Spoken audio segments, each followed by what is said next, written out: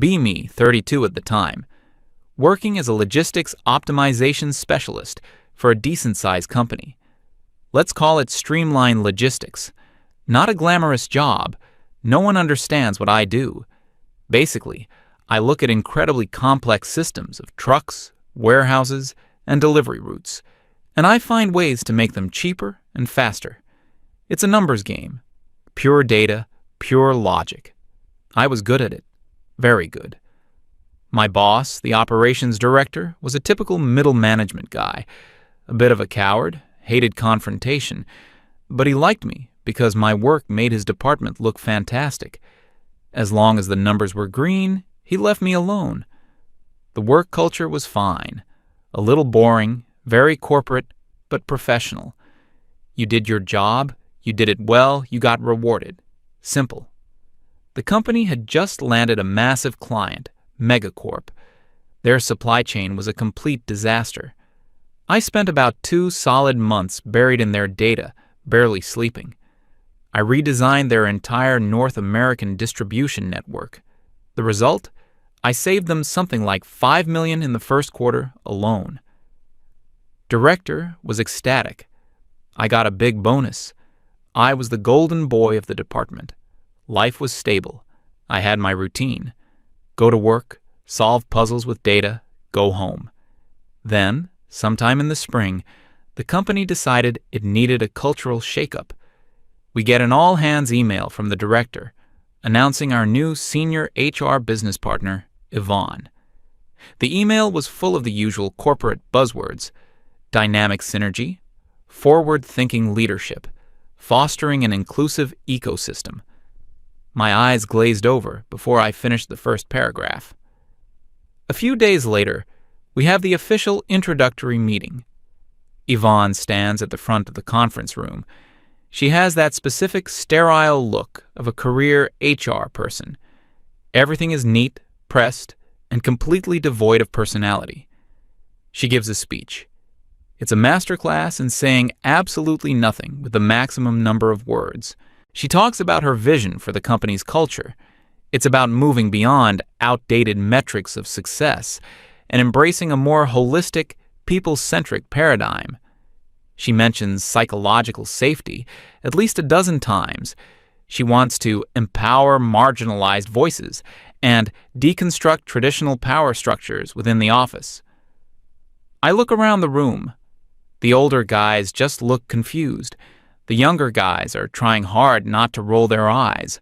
A small group of women, mostly from marketing and HR, are nodding enthusiastically. I wasn't paying much attention, to be honest. I was thinking about a fuel consumption problem for a client's fleet in the Midwest. To me, this was just another corporate initiative that would be forgotten in 6 months. I was wrong. The changes started small. First, it was the mandatory Monday morning check-in meetings.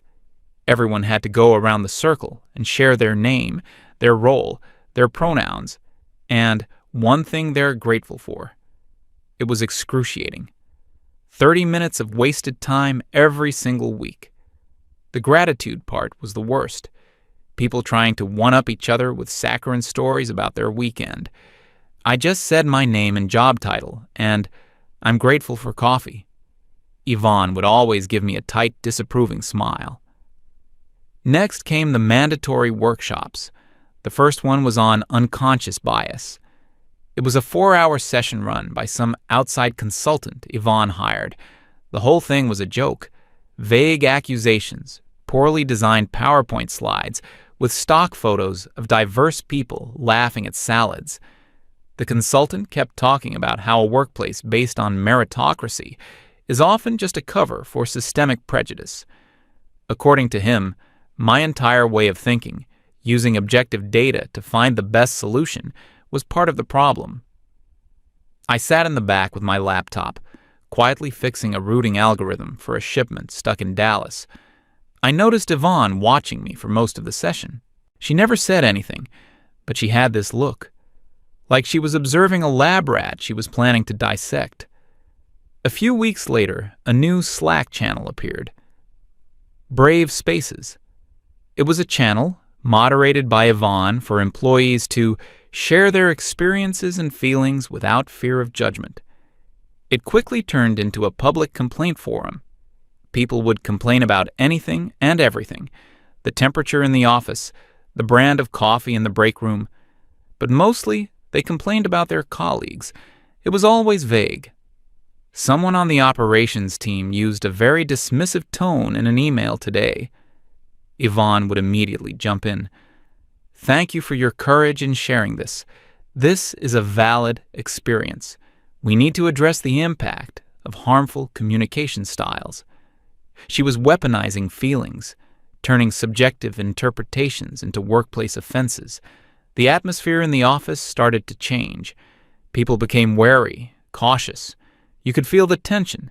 Conversations became quiet and guarded. Jokes stopped. I tried to ignore it all. I put my headphones on and focused on my work. My numbers were still excellent. I figured that would protect me.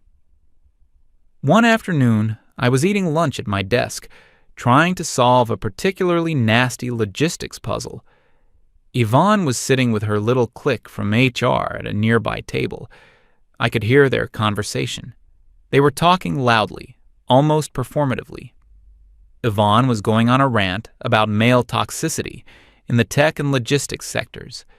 She said that the emphasis on cold, hard data was a symptom of a patriarchal system that devalues emotional intelligence and collaboration. She talked about how men often use logic as a weapon to shut down women's voices and maintain control. She didn't mention my name. She didn't have to. Everyone in the department knew who the data guy was. That was the moment I realized I was on her radar.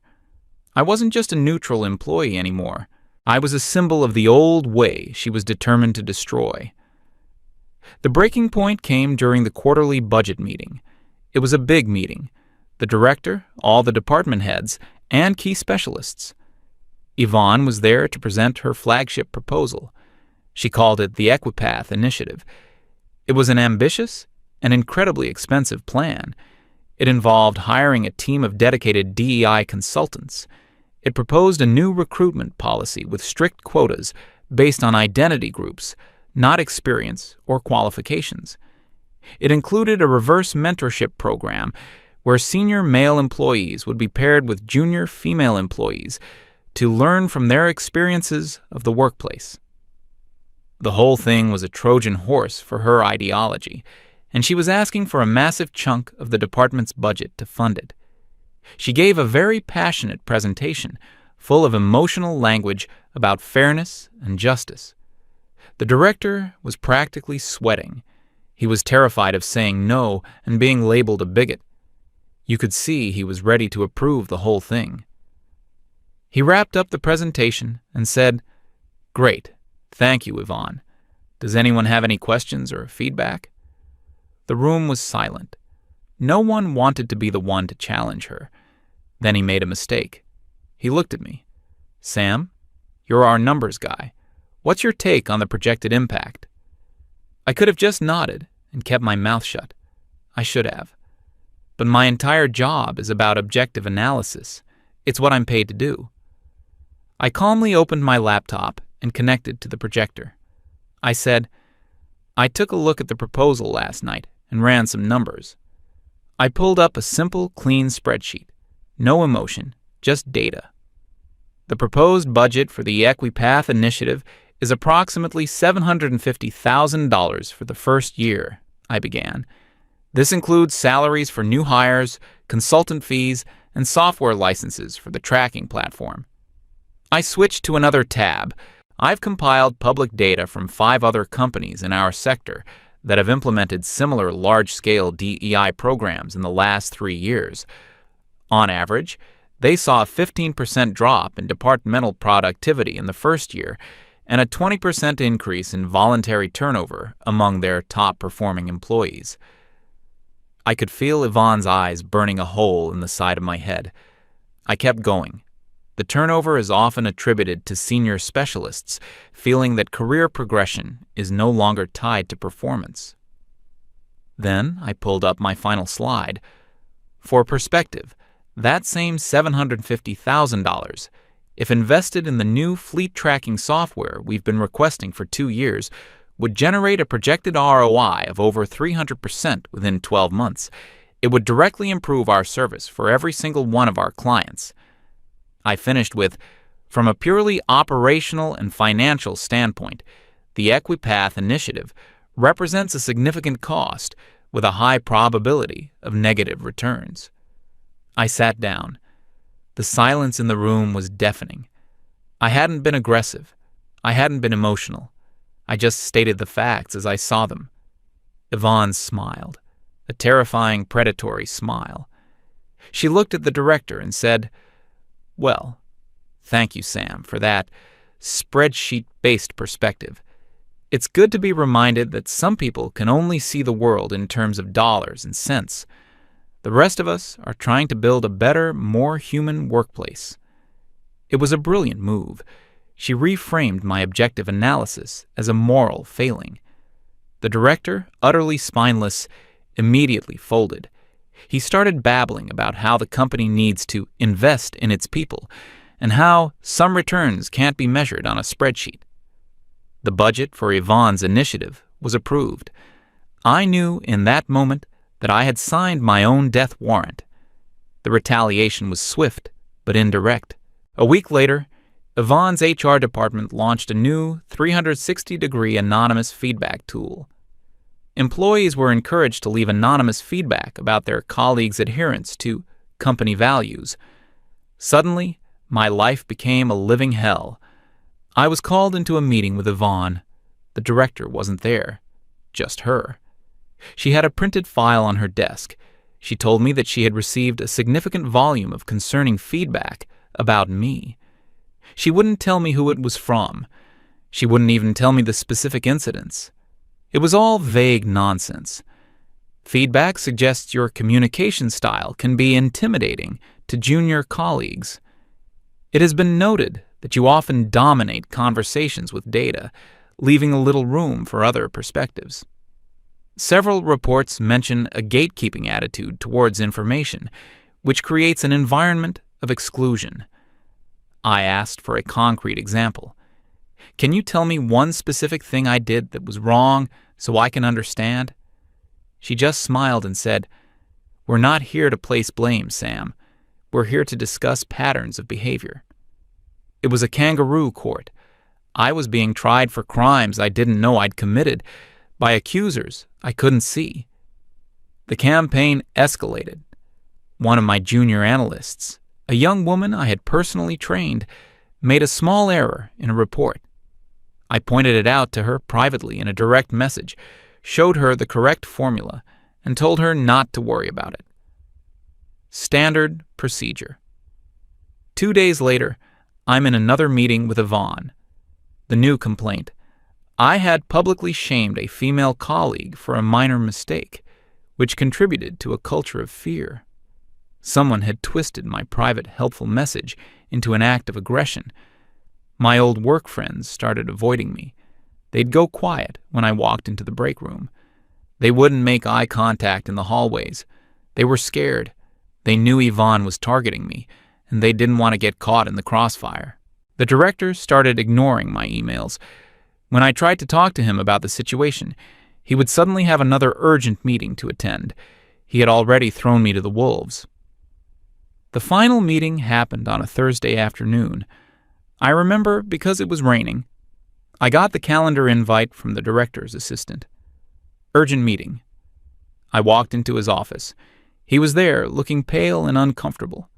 Yvonne was sitting next to him, perfectly composed. She had the file folder on her lap. The director couldn't look me in the eye. He just stared at a spot on the wall behind my head.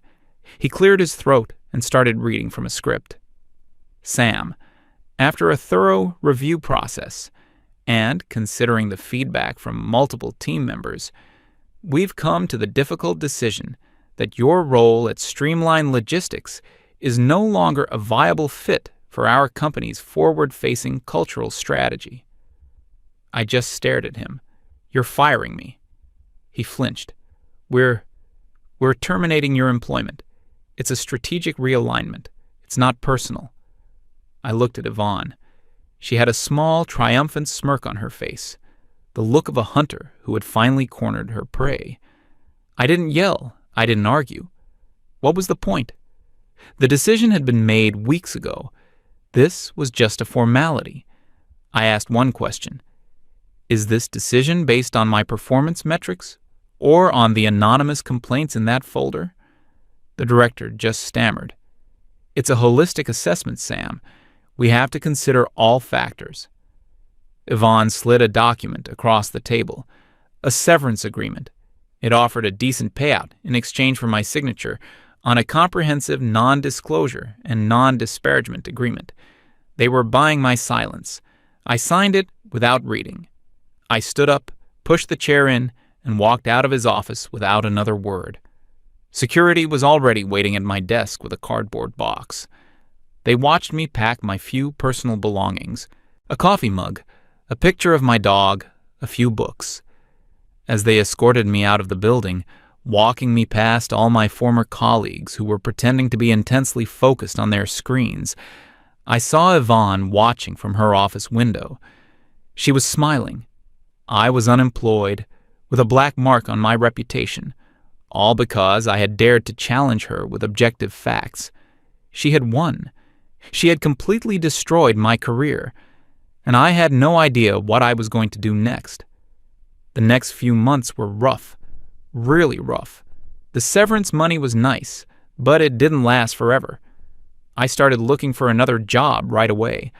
I had a great resume, years of experience, a portfolio of proven results. I thought it would be easy. Every interview seemed to go perfectly.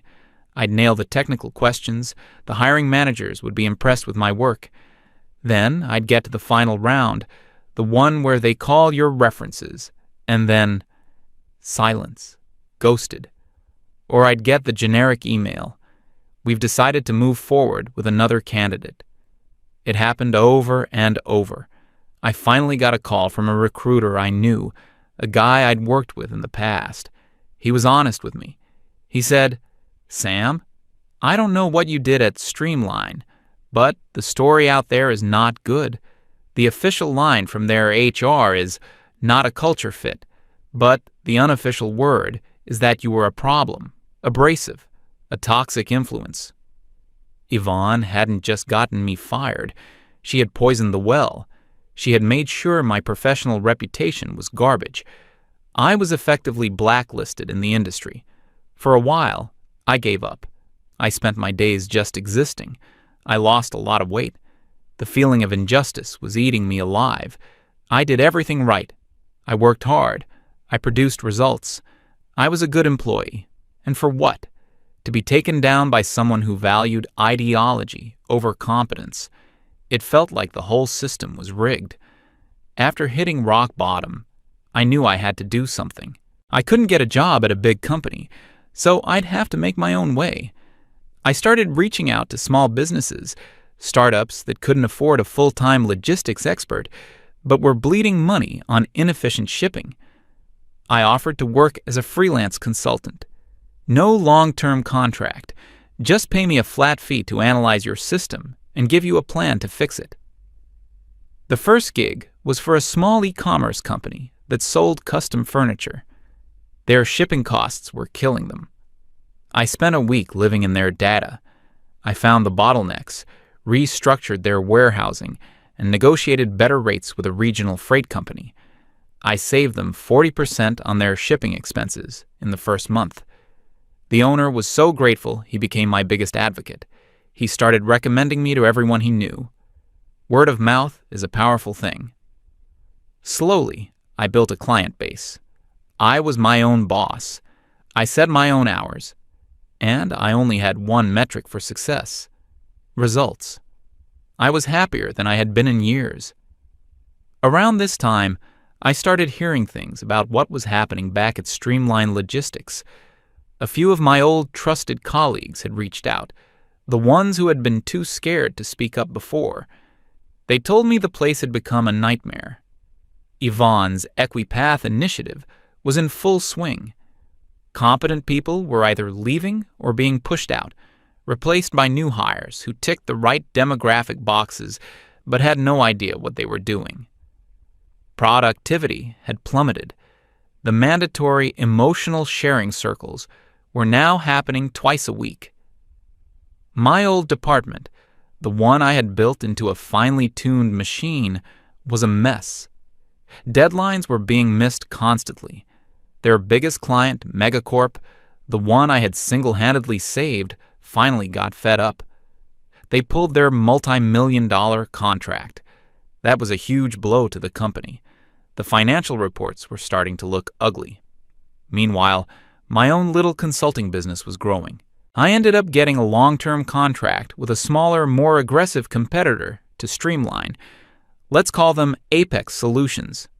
Apex was the anti-streamline. They were lean, hungry, and obsessed with efficiency. They didn't care about my past. They just saw the results I was getting from my clients. They hired me to rebuild their entire logistics division. I had a blank check and full autonomy. I handpicked my team. I called up some of the best people who had left Streamline, the ones who were tired of Yvonne's nonsense. They jumped at the chance to work in an environment based on merit again. In less than a year, we built the most efficient logistics operation in the region. We were poaching clients left and right, including some of Streamline's former customers. I wasn't trying to get revenge. I was just focused on doing good work. But I admit, it felt good to be winning. Then, the big news dropped. The parent company that owned Streamline Logistics, a massive, faceless private equity firm, finally noticed how badly their investment was performing. They did what big, faceless firms do. They decided to clean house. They also saw the rapid growth of Apex Solutions, our small, agile company that was eating Streamline's lunch, so they bought us. The email went out to everyone. Apex Solutions was being acquired and merged with Streamline Logistics to form a new, stronger entity. A new CEO was being brought in from the parent company to oversee the transition. This new CEO was a legend in the industry, a ruthless, no-nonsense guy whose only goal was to make a company profitable. He was known as the Fixer. He'd come in, fire half the management, and turn the company around in 6 months. I wasn't sure what this meant for me. I was just a director at the company being acquired. I figured I'd probably be out of a job again. Then I got a call from the new CEO's personal assistant. He wanted to meet with me, just me. I went to the meeting in the corporate headquarters downtown. The CEO was an older guy, impeccably dressed. He didn't waste time with small talk. He had a file on his desk with my name on it, and another one with Streamline's performance data. He looked at me and said, "I've read your file. I've seen what you did at Apex. I've also seen what happened to Streamline's numbers the day you left. I don't care about the HR drama. I care about this." He tapped the financial charts. He offered me a job, executive director of operations for the entire merged company. He wanted me to run the whole show, to take what we built at Apex and implement it across the entire organization. He said, "Your first task is to trim the fat. Anyone who isn't contributing directly to the bottom line is gone. I'm giving you full authority. You answer only to me." I accepted. The first week was a blur of meetings and audits. I fired my old boss, the spineless director. He barely said a word. He just packed his box and left. I went through every department, looking at budgets, performance metrics, and personnel files. And then I got to the HR department. I saw the budget for Yvonne's Equipath initiative, the absurd amounts of money spent on consultants, workshops, and useless software. I saw the employee turnover rates, the exit interviews from top performers, who all cited a toxic culture of mediocrity. It was all there, in black and white. The data told the whole story. My assistant came in and told me my schedule for the next day. It included a series of one-on-one introduction meetings with the senior staff from the old Streamline team. And there, on the list, for 10 a.m., was her name, Yvonne. The meeting was scheduled to take place in my new office, the one that used to belong to the director. The next morning, I was sitting at my desk when my assistant buzzed me. "Yvonne is here for your 10 a.m. meeting." I said, "Send her in." I turned my chair around to face the window, looking out over the city. I heard the door open and close. I heard her footsteps on the carpet. She said in a confident, chipper voice, "Good morning. You must be the new—" I let the sentence hang in the air for a second. Then I slowly swiveled my chair around to face her. The look on her face was worth everything I had been through. It was a perfect sequence of emotions. First, cheerful confidence, then confusion, a flicker of recognition, dawning horror, and finally, pure, unadulterated panic. Her professional mask completely shattered. Her mouth hung open, the color drained from her face. I just sat there, silent, looking at her. I didn't smile. I didn't gloat. I just maintained a perfectly neutral, professional expression. She finally managed to stammer out, "Sam, what? How are you here?" I gestured to the chair opposite my desk. "Please, have a seat, Yvonne." She sat down, looking like a ghost. I picked up a file from my desk. It had her name on it. I opened it. "I've been reviewing the performance of the HR department over the past fiscal year," I said, my voice calm and even. "Direct expenditures on DEI initiatives under your leadership totaled approximately $1.2 million. During the same period, voluntary turnover of employees in the top performance quartile increased by 40%. I turned a page.